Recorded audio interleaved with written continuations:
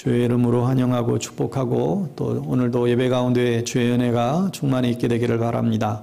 오늘 우리에게 주시는 하나님의 말씀 같이 나눕니다. 구약성경 에스더 말씀 먼저 보겠습니다. 에스더 4장 13절에서 17절 말씀이고요. 또 신약성경 로마서 13장 1절에서 3절 여러분 찾으셔서 한쪽은 손으로 접어놓으시고 보겠습니다. 구약성경 754면 에스더 4장 13절에서 17절 그리고 로마서 13장 1절에서 3절입니다. 우리 찾으셨으면 자리에서 일어나셔서 하나님 말씀 선포하겠습니다. 교독하여 선포하지요. 모르드게가 그를 시켜 에스더에게 회답하여 너는 왕궁에 있으니 모든 유다인 중에 홀로 목숨을 건지리라 생각하지 말라. 이때에 내가 만일 잠잠하여 말이 없으면 유다인은 다른 데로 말미암아 노임과 구원을 얻으려니와 너와 내 아버지 집은 멸망하리라. 내가 왕후의 자리를 얻은 것이 이때를 위함이 아닌지 누가 알겠느냐 하니 에스더가 모르드게에게 화답하여 이르되 당신은 가서 수산에 있는 유다인을 다 모으고 나를 위하여 금식하되 밤낮 3일을 먹지도 말고 마시지도 마소서. 나도 나의 시녀와 더불어 이렇게 금식한 후에 규례를 어기고 왕에게 나아가리니 죽으면 죽으리이다 하니라. 모르드게가 가서 에스더가 명령한 대로 다 행하니라. 아멘.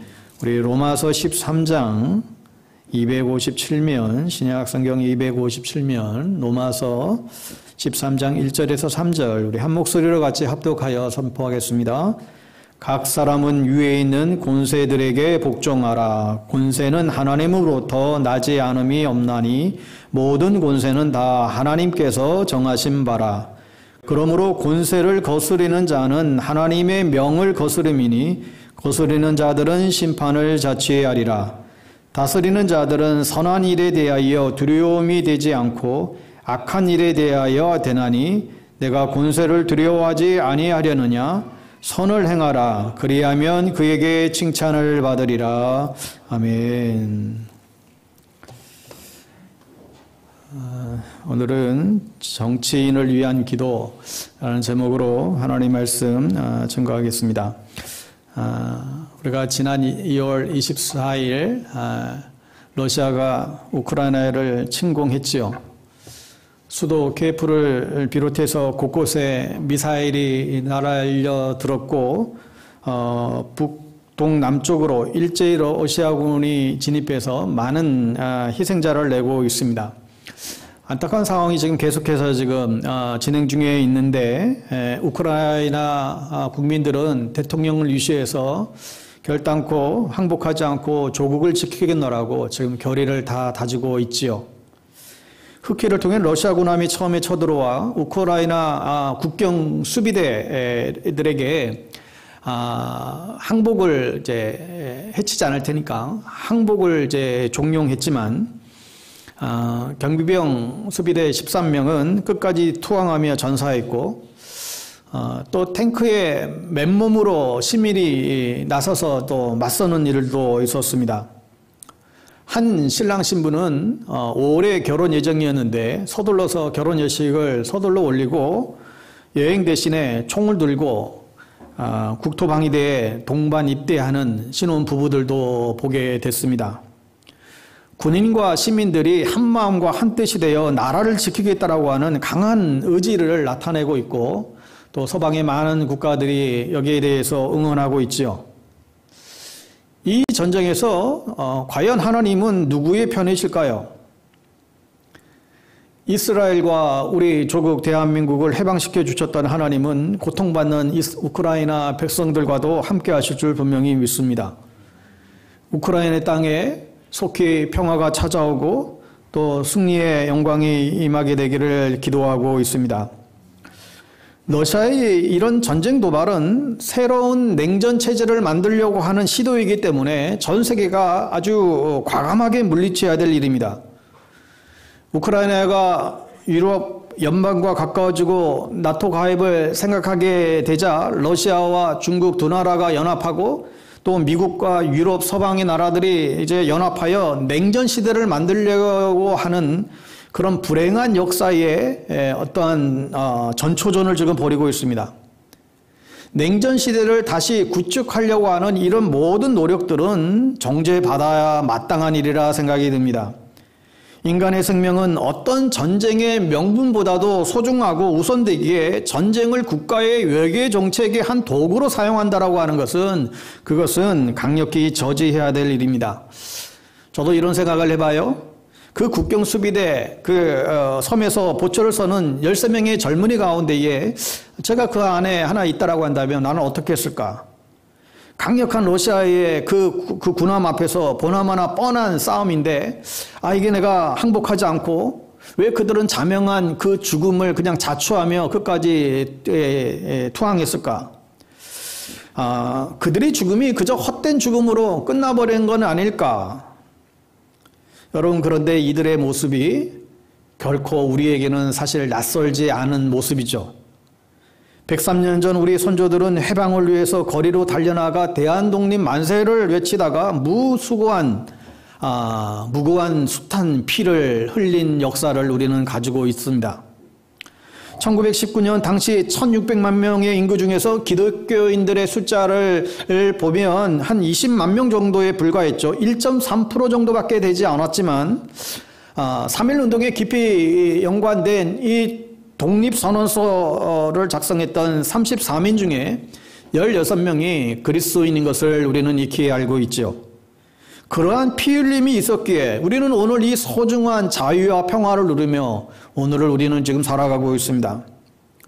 동시에 우리와 비슷하게 강대국과 틈바구니 속에서 지금 고전을 면치 못하고 있는 이 우크라이나 사태를 보며 우리는 이게 남의 일이 아닌 것처럼 여기는 마음들이 더 드는 것 같죠. 우리나라도 지정학적으로 북으로는 중국과 또 러시아, 남으로 일본, 동으로 미국 사이에 강대국 사이에 우리는 다 끼어 있는 화약고와 같은 이 한반도의 지정학적인 위치에 우리는 놓여 있죠. 또 휴전선을 사이에 두고 남북으로 유일하게 분단된 우리의 현실을 우리는 또한 보게 됩니다. 여러분, 유대인들은 해마다 불임절이 되면 회당에 모여서 에스더서를 전편을 낭독하고는 했습니다. 제비 뽑다라는 뜻의 풀임에서 나온 이 불임이 이 에스더서에 너무나 자세하게 기록되어져 있기 때문인데 오늘 이 에스더서의 이 메시지는 독립을 갈구하며 뛰쳐나간 3.1운동의 만세를 외쳤던 그것과 굉장히 맞닿는 부분이 있습니다. 매년 유대인들은 이 불임절을 지키는데 올해 보니까 올해는 3월 16일 저녁부터 17일 저녁 이렇게 진행이 되는 것을 이제 보게 되는데 이 에스더서를 간략히 요약하면 지금으로부터 2500년 전의 중근동 지역은 페르시아 제국이 다스리고 있었습니다. 그 전에는 바벨론 제국이 통치되던 지역이었는데 이 페르시아가 이 바벨론을 집어삼키면서 더 확장된 그런 통치를 하고 있었죠. 근데 이 바벨론이 그 전에 이 땅을 다스릴 때에 가나안에서 포로로 잡혀왔던 유대인들이 각 곳에 흩어져 살아가고 있었지요. 그런데 페르시아 이 바사 제국이 이제 다시 이 정권이 바뀌면서 그 새로운 제국에 적응하면서 이제 살아가고 있었는데 이 바사 왕, 이 고레스 왕이 이 포로로 잡혀있던 백성들에게 이제는 너희들 나라로 돌아가도 좋다라고 하는 칙령을 내립니다. 이때에 일부는 이스라엘 고향 땅으로 유대인들이 돌아갔고 그러나 또 많은 사람들이 조국으로 돌아가지 않고 그 페르시아 그 지역에 남아서 삶의 터전을 그대로 이어가기를 택했습니다. 요즘 말로 하면 고국으로 돌아가지 않고 바사 제국에서 이민자와 같은 그런 삶을 살아간 것인데 그 사람들 가운데 그 딸 중에 하나가 이 에스더인데 이 에스더가 바사 제국의 왕의 왕후의 자리에 오르는 일이 벌어집니다. 당시로서는 정말 기적 같은 신분 상승이요 성공한 삶이라고 볼 수 있겠죠. 한편 페르시아의 고급 관료인 아말렉 출신의 하만이라고 하는 사람이 있었는데 그가 그의 정적인 이 모르드게와 그의 조국인 그 이스라엘 그 민족을 몰살시키려는 그런 계략을 세우게 됩니다. 그래서 모르드게는 이 하만의 계략을 어떻게 해서든지 막으려고 필사적인 노력을 하려고 애쓰는 중에 그의 조카 이 에스더가 왕궁에 지금 있다는 것을 알게 되죠. 그리고 그 왕궁에 있는 그 에스더에게 도움을 요청하게 됩니다. 그런데 이 도움을 받은 에스더는 주저하게 되죠. 지금 삼천의 요청으로 자신과 자신의 집안에 엄청난 위기가 혹 위협이 될 수 있기 때문이었죠. 그 상황에서 이 에스더와 모르드게가 주고받는 대화가 오늘 본문의 내용입니다. 오늘 에스더의 오늘 본문 내용에 보면 이것은 나와 조국과의 관계가 어떠해야 되는지를 보여주는 중요한 대화의 내용인데, 첫째는 나의 삶은 결코 조국의 삶과 분리될 수 없다라고 하는 것입니다. 13절에 보면 모르드게가 그를 시켜 에스더에게 화답하여 너는 왕궁에 있으니 모든 유다인 중에 홀로 목숨을 건지리라 생각하지 말아라. 너의 운명과 우리 유대인들의 운명을 분리해서 생각하지 말아라. 너 혼자 지금 왕궁에서 다 죽는데 너 혼자만 살아있다라고 결코 생각하지 말아라. 그런 일은 일어나지 않을 것이다. 이런 말을 하고 있습니다. 근데 이 에스더가 주저한 이유가 뭡니까? 왕에게 호소하러 가려면 적어도 두 가지 위협을 감수해야만 했어요. 첫째는 자기가 지금 출신이 포로로 잡혀온 이 유대인 족속이라는 것을 이제는 공개적으로 드러내야 되는 그런 부담감이 우선적으로 있었고, 또 하나는 무엇보다도 이 왕의 법을 어겼을 때의 이 결과였죠. 당시 페르시아 왕실에서는 왕후를 부르지 않으면 자기 스스로 왕 앞에 갈 수 없는 그런 법령이 있었기 때문에 왕의 허락 없이 왕이 요청도 하지 않았는데 왕후가 왕에게 다가갔다가는 즉시 친위대에게 목숨을 잃는 일이 그 당시에 풍토였습니다. 하여 왕에게 부름을 받지 않고 자칫 잘못하면 지금 목이 달아날 수도 있고 왕후의 직위도 빼앗길 수 있는 그런 위험이 있었던 것이죠. 그런 그녀에게 머뭇거리고 있을 이 그녀에게 이 모르드게는 한 가지 사실을 환기시키고 있는데, 지금 우리 민족이 다 같이 멸망하는데 너 혼자 왕궁에서 살아남을 수 있다라는 착각을 하지 말라는 거예요. 너와 조국은 운명 공동체다. 거기 묶여 있다는 것이죠. 이게 모르드게가 에스더에게 첫 번째 상기시켜준 첫 번째 교훈이었습니다. 여러분, 우리도 조국을 떠나서 우리를 생각할 수 있을까? 여러분, 조국을 떠나서 우리도 나라를, 이 민족을 떠나서 우리의 신앙과 우리의 삶을 생각할 수가 사실 없는 것이죠. 조국과 민족과 분리된 개인은 결코 생각할 수 없습니다. 조국을 버리고 또 나라를 버리고 혹 그 개인적인 어떤 삶이 성공을 이룬다 할지라도 결코 그의 인생은 복되고 가치와 기쁨과 보람을 온전히 누릴 수가 없을 것입니다. 모르드게가 이 에스더에게 상기시키는 또 하나의 교훈은 이것입니다. 이민자에게 조국에 대한 안위와 사명이 있다라는 거예요. 14절을 보세요.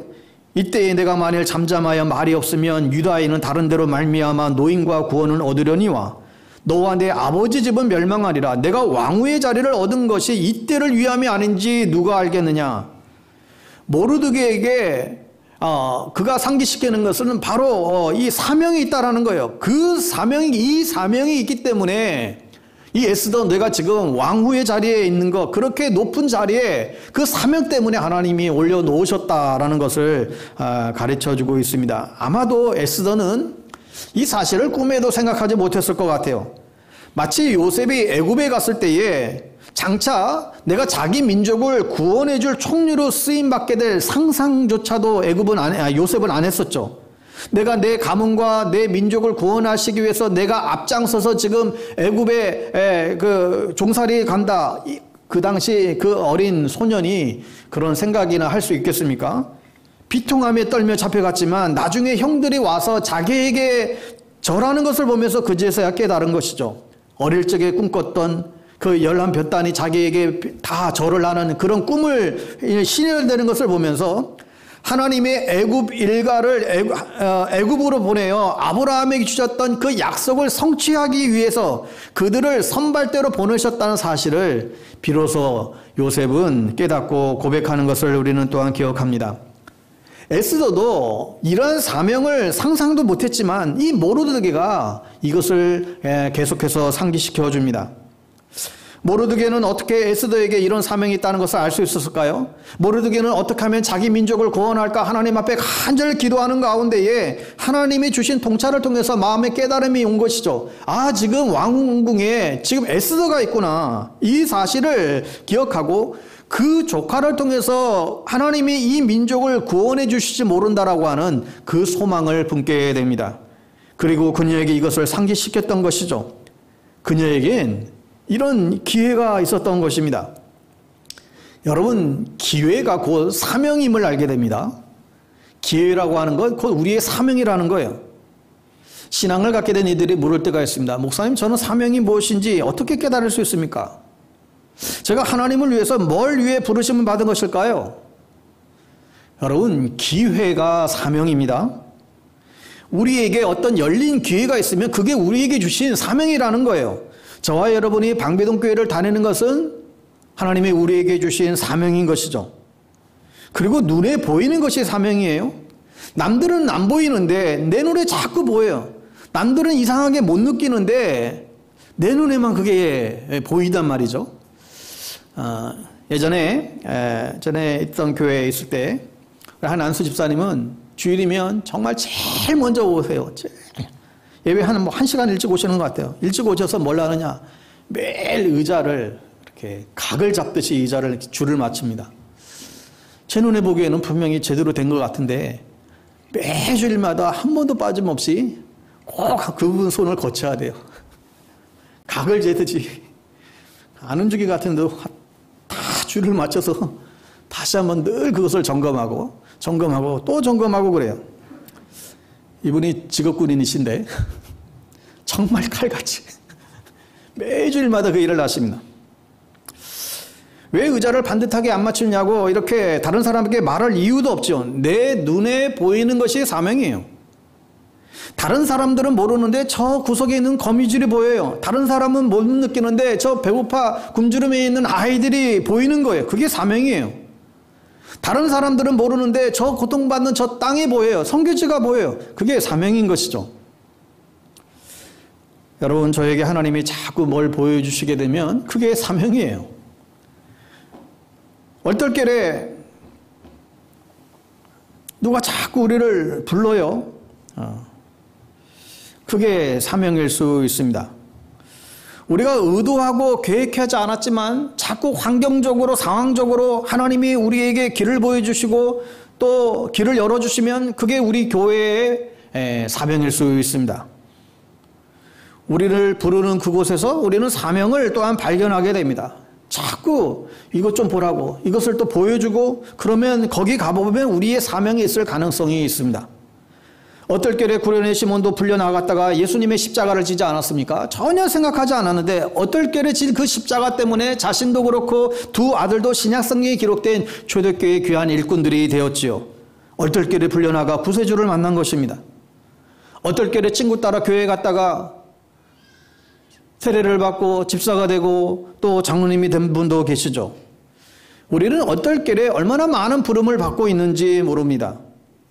우리 눈에 보이는 그것이 우리를 부르는 그곳이 우리에게 맡겨진 사명의 자리임을 우리는 또한 알 수 있습니다. 오늘 본문의 에스더는 이 모르드게의 말을 듣고 이렇게 반응을 해요. 오늘 16절을 다시 보시면 당신은 가서 수산에 있는 유다인을 다 모으고 나를 위하여 금식하되 밤낮 3일을 먹지도 말고 마시지도 마소서. 나도 나의 신 여호와 더불어 이렇게 금식한 후에 규례를 어기고 왕에게 나아가리니 죽으면 죽으리이다. 에스더는 자칫 내가 왕으로부터 왕후의 자리가 폐위를 당하는 일이 있다 할지라도 조국을 위한다라고 한다면 죽음을 죽으리이다. 이러한 각오로 나갈 터니 나를 위하여 금식하며 기도해달라고 요청하고 있습니다. 그렇게 해서 에스더가 왕에게 나가서 호소를 하죠. 그녀의 목숨을 건 그 결단과 헌신으로 결국은 유대인들은 기적 같은 구원을 얻게 된다고 하는 것이 이 에스더서의 이 남은 이야기입니다. 이렇게 민족을 구원해 주신 하나님을 찬양하고 목숨을 건 이 에스더의 그 용기를 기억하고자 지금도 이스라엘 유대인들은 2500년이 지났지만 지금도 매월 3일이면 불임절에 모여서 에스더서를 읽고 하나님이 이 민족을 구원해 주시는 그 은혜들을 다시 한번 상기하고 조국을 위한 사랑들을 되새기는 그런 날로 삼고 있죠. 여러분, 오늘은 우리가 3월 첫 주일 예배로 드리고 있고, 또 지난 3월 1일 3.1절을 우리가 보냈고, 또 이번 주 9일은 대통령 선거가 있는 그런 귀한 날입니다. 어느 때보다도 우리가 나라와 민족을 더 깊이 생각하고 우리가 기도해야 될 때라고 생각이 듭니다. 오늘 신학에 와서 사도 바울은 로마서 13장에서 구원받은 하나님의 백성들은 위정자들, 권세자들과 어떠한 관계를 맺어야 되는지에 대해서 우리에게 또한 교훈하고 있죠. 로마서 13장 1절에서 7절은 국가 지도자들에 대한 말씀인데, 국민의 한 사람으로서 이 그리스도인들이 어떻게 행해야 되는지 사도 바울이 우리에게 지침을 주고 있어요. 무엇보다도 우선적으로 얘기하고 있는 것이 권세는 하나님께로부터 났으니 권세자들에게 복종하라라는 말씀을 합니다. 사도 바울이 권력과 세력을 잡은 사람들, 즉 이 정치인들, 국가 지도자에게 복종하라고 한 이유가 권세는 하나님께로부터 나왔기 때문이라는 거예요. 그리고 그 모든 권세는 다 하나님께서 정하셨다. 국가의 지도자는 하나님께서 세우셨고 또 그 기한을 또 정해주셨다라는 것입니다. 그러므로 국가 지도자의 권위를 인정하고 그 통치를 따르라는 거예요. 여러분, 하나님께서 우리 가정도 세우시고 우리 교회도 제정해 주셨고 뿐만 아니라 이 국가도 하나님이 제정해 주셨다는 사실을 우리가 기억해야 됩니다. 여러분, 그러면 우리 통치자들이 어떻게 통치하든 거기에 비굴하게 굴복하고 아무 말도 하지 않고 맹목적으로 다 순종해야 되는가? 결국 그렇지 않죠. 우리는 부도덕한 정권에 대해서는 대항할 수 있어야 됩니다. 부도덕한 정치인에 대해서는 맞서 싸울 수 있어야 됩니다. 하나님이 허락하신 왕이나 세력 권력은 하나님 나라의 가치와 질서를 지키는 임무를 수행해야 그 존재의 이유가 생기는 거예요. 따라서 위에 있는 권세가 하나님으로부터 난 권세라는 정당성을 부여받기 위해서는 온 세상의 주인 되신 예수 그리스도의 말씀과 율법의 가치와 질서를 지킬 때 그것이 정당성이 부여되는 것이죠. 만약 통치자가 하나님이 금하시는 것을 시키거나 하나님이 명하시는 것을 금한다라고 한다면 우리 그리스도인들은 명백하게 그 명령에 복종하는 것이 아니라 저항하는 것, 이것이 곧 그리스도께 하나님께 순종하기 위해서 그 권세에 불복종할 수 있어야 된다는 이야기죠.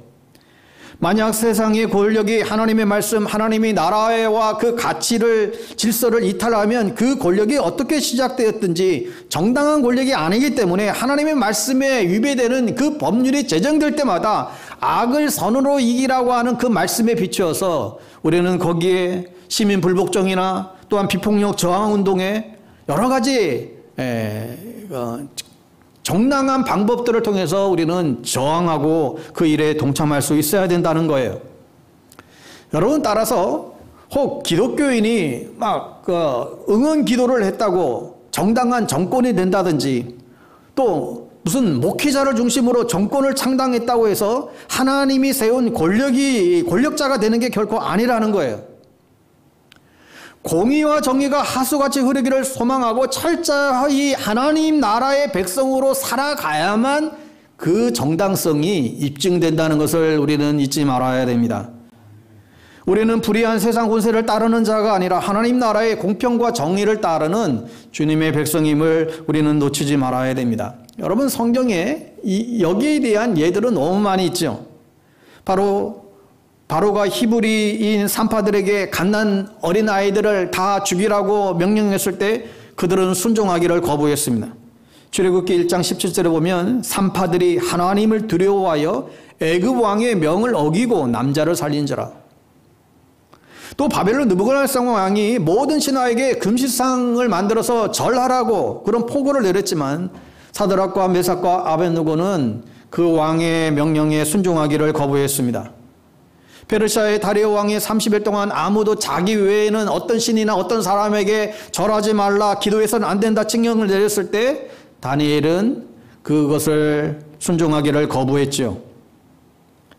이처럼 하나님의 권세를 부여받은 정부나 정치 지도자들이 하나님의 뜻에 반대되는 일을 할 경우에는 그것은 권력 남용이 되는 것이고 하나님의 뜻에 역행하는 것이기 때문에 거기에 우리는 저항할 수 있어야 됩니다. 무엇보다도 우리 그리스도인들은 국가와 국가 지도자를 위해서 기도해야 할 것입니다. 사도 바울은 디모데전서 2장 1절 2절에서 귀한 권면을 하고 있죠. 그러므로 내가 첫째로 권하노니 모든 사람을 위하여 간구와 도구와 감사를 하되 임금들과 높은 지위에 있는 모든 사람을 위하여 하라. 이는 우리가 모든 경건과 단정함으로 고유하고 평안한 생활을 하려 함이다 라는 말씀을 합니다. 국가의 통치자를 위해서 기도해야 될 명백한 이유를 설명해 주고 있는 거예요. 여러분, 예나 지금이나 백성을 다스리는 왕이나 정치인들은 너무너무나 중요하죠. 좋은 왕을 만나서 나라가 안정되고 평안하게 살아가게 되면 그보다 좋은 일이 없을 것입니다. 그러나 나쁜 지도자, 나쁜 왕을 만나면 그만큼 백성은 고통받고 또 도탄에 빠지게 되죠. 잘못된 정치 지도자 한 사람으로 인해서 한 민족을, 한 개인을 얼마나 고통 가운데 몰아갔던 수많은 역사를 우리는 보아왔습니다. 예수님 당시 로마의 황제는 어땠습니까? 안정과 평화의 명분으로 수많은 사람들을 죽였고 무력과 공포로 다스렸고 나중에는 자기 자신을 신으로 숭배하게끔 했죠. 북한은 김일성, 김정은에 이르는 3대 세습체제로 최악의 인권국가로 배고픔과 탄압과 굶주림에 시달리게 만들고 있습니다. 중국의 마오쩌둥, 모택동은 중국을 공산국가로 만들기 위해서 수많은 무고한 백성들을 학살했죠. 피해 역사가 있었습니다. 불과 60여 년 전 일이죠. 그들 공산당의 만행 중에 창춘을 장악했을 때에 그 잔인성을 이루 말할 수가 없었다고 합니다. 5개월에 걸쳐서 포격을 하고 16만여 명을 굶겨서 죽였대요. 그 창춘성을 포위하고 나가지도 못하게 하고 그 안에서 16만 명이 굶어서 죽였다는 거예요. 심지어는 먹을 것이 없어서 사람이 사람을 잡아먹는 일도 벌어졌다고 합니다. 여러분, 하지만 공산 정권이 계속 중국뿐만 아니라 승승장구할 거예요. 역사를 살펴보면 국민의 피 위에 세워진 모든 것은 하나님의 손에 의해서 사실 다 무너진 것을 보게 됩니다. 로마 제국이 그랬고 히틀러도 그랬고 스탈린도 그랬고 모두 하나님의 손에 의해서 패망당했습니다. 하여 우리는 정치인들이 선한 일에 쓰임받을 수 있도록 그 정치인들을 위해서 힘써 기도해야만 합니다. 우리 국민들이 불안해하지 않고 안정과 질서와 평안한 생활을 할 수 있도록 국가를 잘 다스릴 수 있도록 기도하는 한편 그 정치인들의 구원을 위해서 또 그들이 진리 가운데 예수 그리스도를 알아갈 수 있도록 또한 기도해야 된다고 말씀해 주고 있습니다. 하여 우리 그리스도인들은 흔히 이 정치는 세속적인 것이야. 정치는 타락했어. 정치는 더러운 거, 치사한 거야. 그렇게 아예 그냥 담을 쌓아버리고 살아서는 안 된다는 거예요. 우리는 권세 가진 자들을 위해서 기도해야 될 책임이 있습니다. 그들이 하나님께서 유임하신 권세를 잘 활용할 수 있도록 기도해야 된다는 거예요. 하나님의 사자로서 선을 증진하고 악을 억제하는 일에 권세 가진 자들이 솔선수범할 수 있도록 기도해야 된다는 것이죠. 만일 권세 가진 자들이 하나님으로부터 유임받은 이 권세를 잘 사용하지 못한다라고 한다면 이 땅에 재앙이 닥치게 됩니다. 하여 우리는 중대한 책임감을 갖고 세워진 유정자들이 바른 정치를 할 수 있도록 힘써 금식하며 기도해야 될 줄 믿습니다. 우리 선조들은 나라가 어려울 때마다 잿더미 속에서 가마니를 깔고 무릎을 꿇고 간절히 기도했습니다. 우리도 그러해야만 해야 한다는 것이죠. 우리가 새벽마다 또 저녁으로 나라와 정치인들을 위해서 우리가 정말로 기도해야 될 때입니다. 하나님만이 이 혼란 속에 있는 백성을 구원해 주실 수 있기 때문이죠. 구체적으로 우리 정치 지도자들이 어떤 것을 놓고 우리는 기도해야 되겠습니까? 우선적으로 우리 그리스도인들은 하나님을 경외하는 국가 지도자가 세워지도록 기도해야만 합니다. 하나님 우선 하나님을 두려워하는 대통령이 세워질 수 있도록 우리는 기도해야만 합니다. 이 땅에 하나님의 공의와 정의가 실현되지 않는 것은 그것은 하나님을 경외하는 지도자가 적어서 그런 것이죠. 정치적으로 어떠한 유분리를 떠나서 기독교적인 가치관을 가지고 하나님 나라 확장에 힘쓰는 지도자들이 될 수 있도록 우리가 힘써 기도해야만 할 것입니다. 두 번째로 의로운 지도자가 되도록 우리는 기도해야만 합니다. 모든 통치의 그 덕목 중에 가장 중요한 것이 판단력과 공의죠. 우리 지도자가 올바른 판단을 하여 백성들을 위험에 빠지지 않도록 또한 공의로울 수 있도록 우리는 중보기도에 힘써야 될 것입니다. 세상의 모든 문제를 해결할 수 있는 정답은 없습니다. 어느 대통령도 나라의 모든 문제를 해결할 수 있는 사람은 사실 없지요. 다만 불의와 악한 정책, 나라를 망가뜨릴 가능성이 농후한 사람들은 철저하게 배격해야만 하겠죠. 그런 사람들을 세우게 되면 나라가 망하고 백성은 불행해집니다. 우매한 백성들의 욕망을 자극하고 자신의 욕망을 채우는 자가 아니라 이 땅 가운데에 일어나는 그 불의와 그 죄악에 대해서 분노하면서 동시에 내 안에 있는 죄성에 대해서도 더욱더 분노할 줄 알고 그런 정의로운 자가 될 수 있도록 기도해야 될 것입니다. 여러분, 미국의 28대 대통령을 기억하십니까?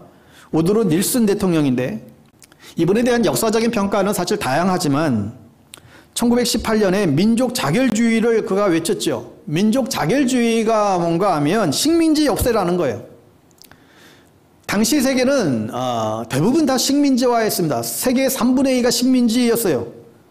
근데 이 닐슨의 국회 연설문을 보면 이런 내용을 접하게 됩니다. 식민지에서 견딜 수 없는 불의와 견딜 수 없는 무거운 짐으로 고통하고 신음하는 식민지 백성들의 울부짖음을 우리는 들어야 된다. 견딜 수 없는 불의, 견딜 수 없는 무거운 짐, 그 견딜 수 없는 불의와 견딜 수 없는 무거운 짐으로 고통하고 신음하는 그 식민지 백성들의 울부짖음을 우리는 들어야 된다.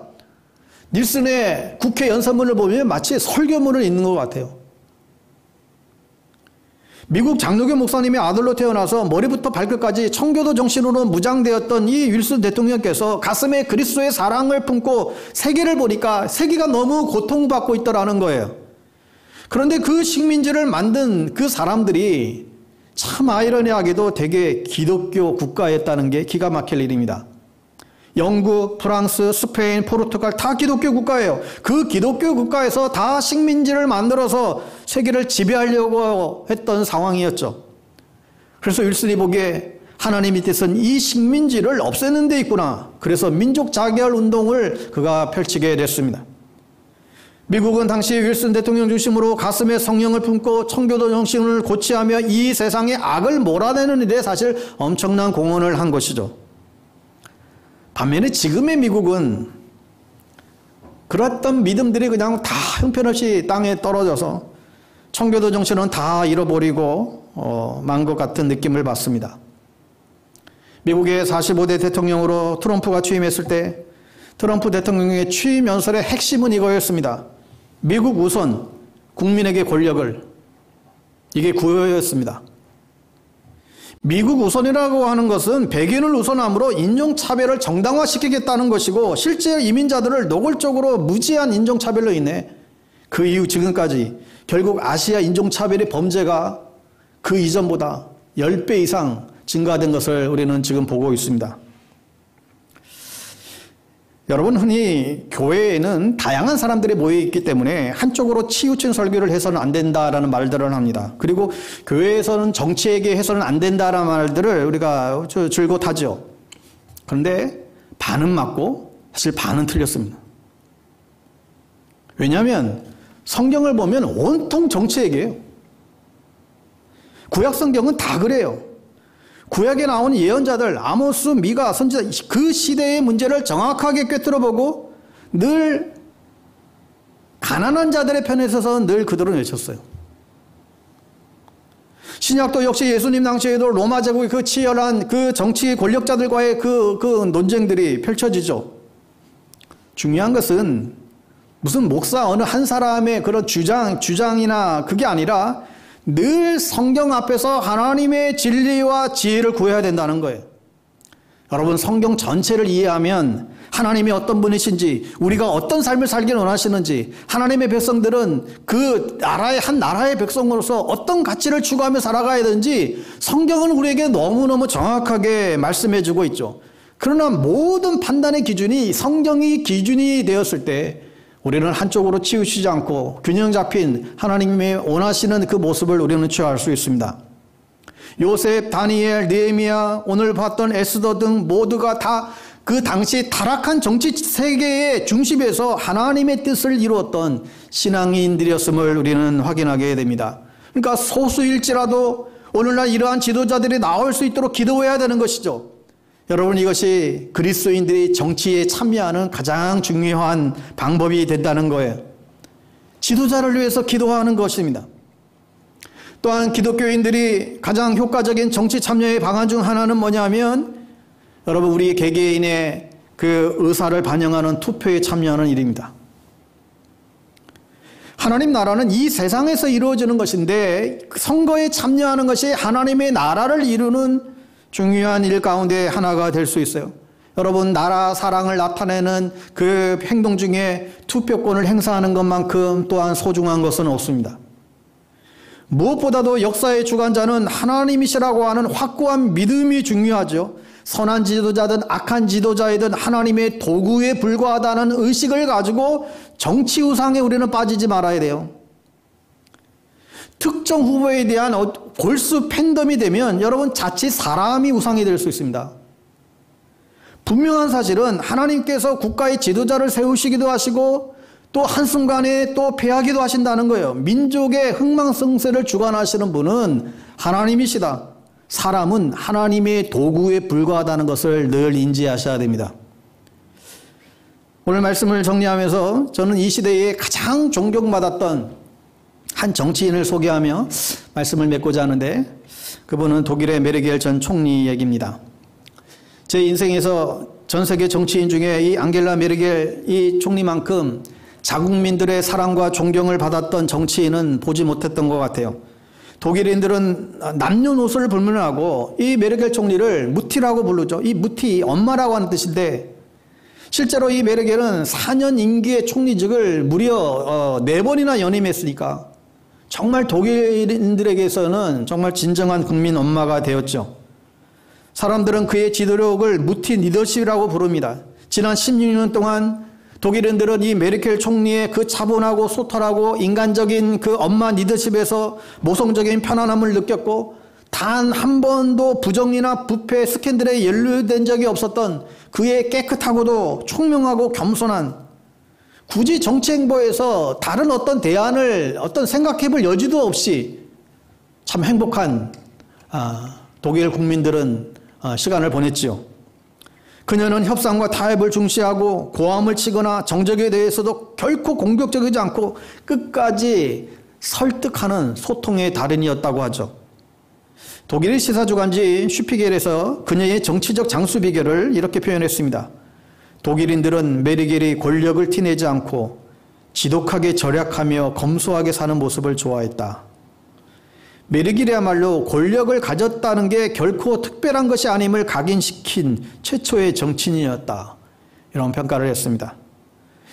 작년에도 본인 스스로가 연임 의사가 없다며 만약 그가 정계 은퇴를 선언하지 않고 다시 5선에 도전했다라고 한다면 무조건 됐을 거예요. 왜냐하면 그 마지막 퇴임 그 시기까지 독일 국민의 77% 이상이 그를 찬성하는 거예요. 16년 동안. 작년 10월 말에 독일의 전 국민이 자신의 집 그 발코니에 나와 6분간 자기네 집 앞에 발코니에 모여든 그 백성들이 6분간을 그냥 정말 마음에 담긴 따뜻한 박수를 보내며 16년간 독일 통민 8천만 국민들이 엄마처럼 이끌어진 그 메르겔 총리에게 정말 마음을 다한 박수와 격려를 보냈죠. 그러면서 아쉬운 작별을 고했습니다. 그의 퇴임식이 정말 화려한 쇼는 아니었지만 그야말로 어쩌면 박수 칠 때 떠나라는 것처럼 그는 그렇게 정말 해피엔딩 그런 마지막 작별을 고했습니다. 어떻게 메르겔 총리가 그런 정치인이 될 수 있었을까? 1961년 베를린의 장벽이 세워지기 전 무려 270만의 동독인들이 자유를 찾아 서독으로 탈출했습니다. 그런데 1954년 서쪽으로 이동하는 그 수많은 다들 지금 동쪽에서 서쪽으로 지금 이동하는 그 틈바구니를 뚫고 반대로 서독에서 동독을 향하여서 떠나가는 한 가족이 있었습니다. 바로 호르스트 카스너라고 하는 목사님 가정이었어요. 당시 동독의 목회자들이 거의 다 서독행을 이제 택했기 때문에 서독에는 목회자들이 넘쳐났지만 이제 공산화가 될 이 동독에서는 이제 다들 이제 목회자들이 다 지금 떠나버리는 상황이었기 때문에 쫄지에 동독에 남아있던 그 크리스찬들은 목자 잃은 양과 같은 그런 처참한 그런 신세가 되고 말았죠. 이때 이 카스너무 목사는 함부르크의 한 누토교회에서 누구보다도 안정된 목회를 하고 있었고, 그러다가 이 딱한 동독의 소식을 듣자마자 하나님이 주시는 그런 감동을 받았는지 전격으로 동독행을 결정하고 자진해서 그 공산치하로 그가 들어가게 됩니다. 그런데 그 동독으로 향하던 당시 그 카스너 목사의 품에 안겨 있었던 이제 겨우 육지된 신생아가 있었는데 그가 바로 메르겔 총리입니다. 동독 브라덴부르크의 어느 시골 교회 목사관에서 아버지의 엄격한 신앙교육을 받으면서 자라난 이 메르겔은 특히 수학과 언어에 굉장히 뛰어난 재능을 보이며 동독 최고의 라이프치 대학에서 박사학위를 받고 물리학자가 되었다고 그래요. 그러다가 이 통독 전후로 해서 정치에 입문하게 되고 통일 이후에는 환경부 장관이 됐고 또 2005년에 총선에서는 총리가 되어 독일의 범우파 보수 우파인 이 CDU 이 기독교 민주연합 그 정당의 대통령으로 총리로 18년간이나 이끌어왔습니다. 공산치하에서 초중고 대학을 나온 교육받은 여성이 통독 이후에 독일의 최연소 총리가 됐고 역대 최장수 총리 기록을 세웠다는 것은 사실 이거는 기적과 같은 이야기입니다. 굳이 비유하자면 우리가 남북 통일 이후에 북한 출신 여성 정치인이 이 통일 대한민국의 대통령에 대해서 16년을 지금 대통령 역할을 했다는 거예요. 이게 사실 상상이나 할 수 있는 일입니까? 미국의 프리 서치 센터에서 작년 9월에 발표했던 세계 주요 16개국 국민들 신뢰도 조사에 의하면 존 바이든 미 대통령 67%, 마크롱 프랑스 대통령 61%, 시진핑 중국 국가주석 20%, 메르겔 독일 총리 75%. 그러니까 마지막 최근 5년간에도 늘 메르겔 총리가 줄곧 부동의 1위를 차지했어요. 또한 포브스 선정 세계에서 가장 영향력 있는 여성에서는 뭐 늘 10년간 연속 1위로 이 메르겔 총리가 선정되었다고 하죠. 그녀는 현재 총리 이전부터 살고 있던 아주 작고 평범한 서민 아파트에서 남편과 단 둘이 살고 있고 남은 여생을 보내고 있다고 밝히고 있습니다. 여러분, 우리 대한민국은 언제면 이런 지도자를 만날 수 있을까요? 우리 대통령들은 감옥 가기에 바쁜데 16년 장기 집권을 하고도 여전히 77%의 그 지지율을 보이며 자기 스스로 최고 권력의 자리에서 스스로 내려온 이 지도자를 가진 독일 국민들이 한편으로 굉장히 부럽기만 합니다. 여러분, 우리가 할 수 있는 최선은 하나님을 경외하는 최고 국가 지도자가 정치인들이 세워질 수 있도록 간절히 기도하는 길밖에 없습니다. 기도하겠습니다. 자비하신 주님, 새로 선출된 대통령에 대한 기대와 소망으로 기도할 수 있는 국민은 얼마나 복된 국민일까요? 자기 나라 대통령을 진심으로 존경할 수 있는 국민은 얼마나 행복한 국민일까요?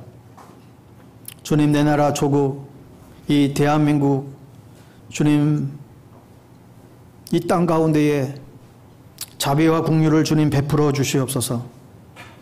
하나님 우선, 하나님을 두려워하는 대통령이 세워질 수 있도록 은혜를 더하여 주시옵소서. 예수님의 이름으로 기도합니다. 아멘.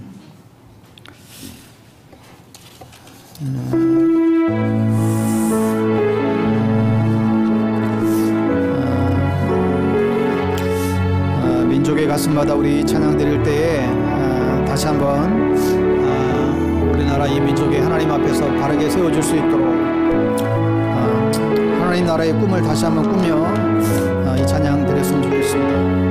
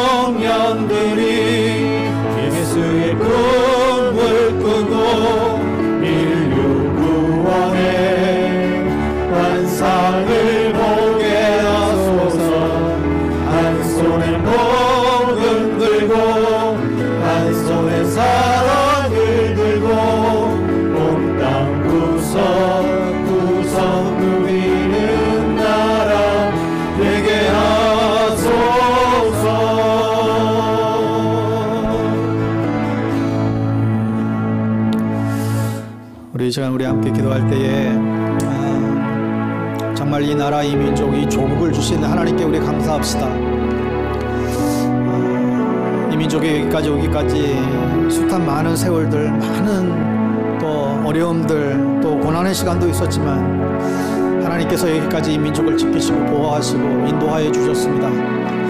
하지만 우리가 여기에서 멈추는 것이 아니라 또 여기에서 우리가 안주하는 것이 아니라 정말 이 마지막 때에 마지막 시대에 마지막 이 열방을 구원시킬 하나님 나라의 제사장적인 그런 나라로 이 민족이 정말 쓰임받아야 되지 않겠습니까?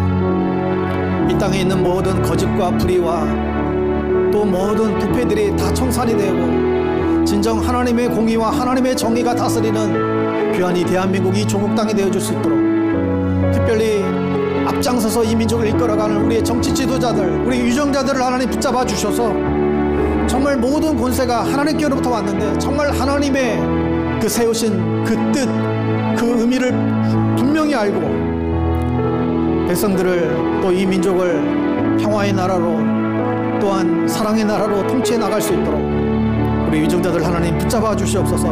우리가 이런 유정자들을 위하여 정치인들을 위하여 우리 그리스도인들이 기도하는 일을 포기하지 않겠습니다. 쉬지 않겠습니다. 다시 한번 여러분 결단할 수 있게 되기를 바랍니다. 특별히 또한 기도할 때에 이번 9일 우리 대통령 선거가 있습니다. 하나님 이 나라 이 민족이 정말로 새로운 갈림길에 놓여 있는 이 시대에 정말 주님께서 정말 마음이 아픈 하나님의 사람이 세워질 수 있도록 이 모든 대통령 선거 가운데에 온 나라 온 민족 온 백성들이 어쩌면 축제와 같은 그런 귀한 잔치와 같은 투표 날이 될 수 있도록 하나님 은혜를 베풀어 달라고 이 나라와 민족을 위하여 우리 유정자들을 위하여 다시 한번 우리 함께 합심하여 함께 기도하길 원합니다. 기도하겠습니다. 오 하나님 아버지 주님 아버지 하나님 아버지 저희들에게 아버지 하나님의 귀한 나라와 귀한 민족 아버지 하나님의 귀한 은혜의 역사들 하나님 허락하여 주셔서 감사합니다. 이 모든 그리스도를 심어 이 땅에 푸르고 푸른 그리스도의 계절이 오게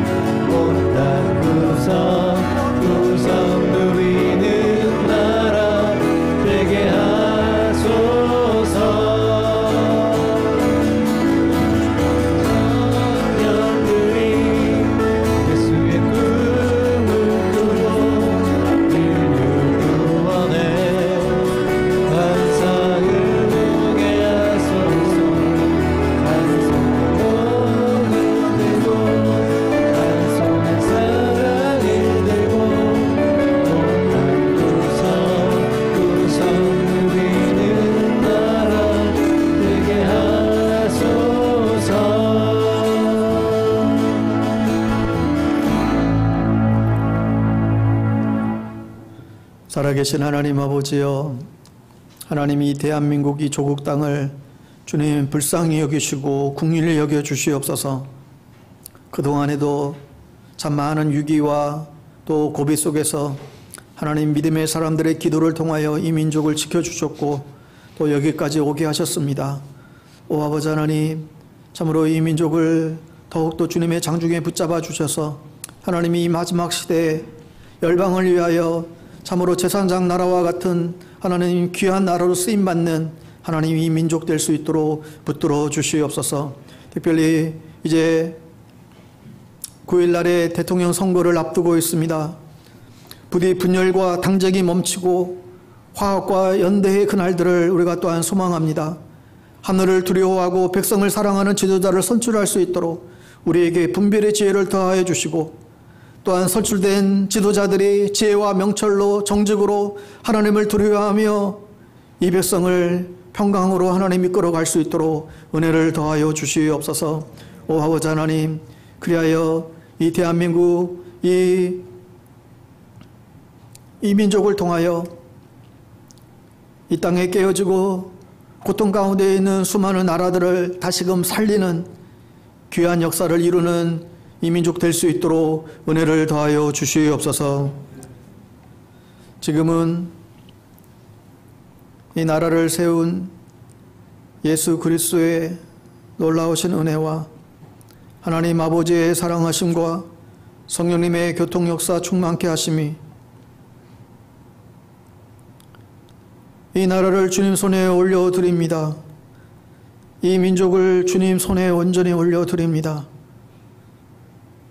하나님 앞에 온전히 쓰임받는 백성, 쓰임받는 나라 되기를 소망하며 간절히 은혜를 구하며 나아가는 사랑하는 주의 백성들 머리 위에, 이 나라와 이 민족 위에, 또 저 북녘의 땅 위에 흩어져 있는 우리 모든 믿음의 식구들 위에 지금부터 영원토록 함께하옵시기를 간절히 축원하옵나이다. 아멘.